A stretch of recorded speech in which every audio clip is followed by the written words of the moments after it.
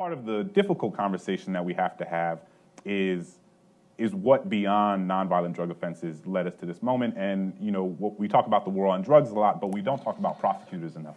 And I think we're starting to talk about prosecutors more and more often, but, you know, the sort of mythology of the criminal justice system that you see on Law and Order and all the TV shows that everybody goes to court and there's a jury and there's, you know, it's a very dramatic thing, but that's not how most of these things happen. And 90% of criminal cases end in plea bargains. That means most of the discretion lies with prosecutors, right? So after mandatory minimums were imposed, you had this discretion that was taken away from judges, and that discretion was moved to prosecutors. And ostensibly and theoretically, that would be a good thing because, you know, prosecutors are democratically elected, and thus one intuitively believes that there's more transparency, and if they're doing something wrong, that somebody can you know, just not elect them the next time. But the reality of the role of the prosecutor means that we simply don't, the same level of transparency doesn't exist in a prosecutorial capacity as would exist in a different elected capacity. So we don't know a lot about what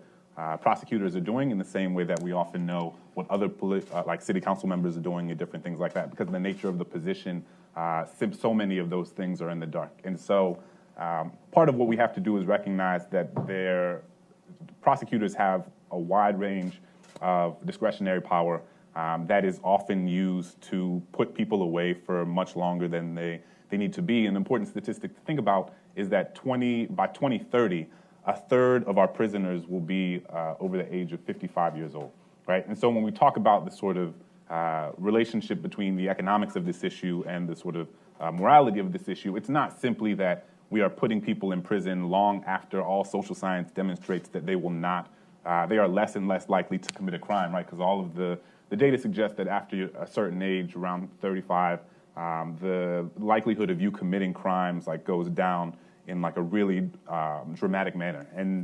But when we're not addressing that, you have all the healthcare costs that are going to be associated with this increasingly aging population. You have all of the cost of staffing and building more prisons. And so all of that's to say, the reason we got here is not, what I want people to take away is not simply because of nonviolent drug offenses. It's not simply because of Nixon or Reagan's war on drugs, but it's because we moved from a system in which the discretion existed mostly in the hands of judges and juries, and moved almost singularly to prosecutors in a way that often exists in the dark that we can't see.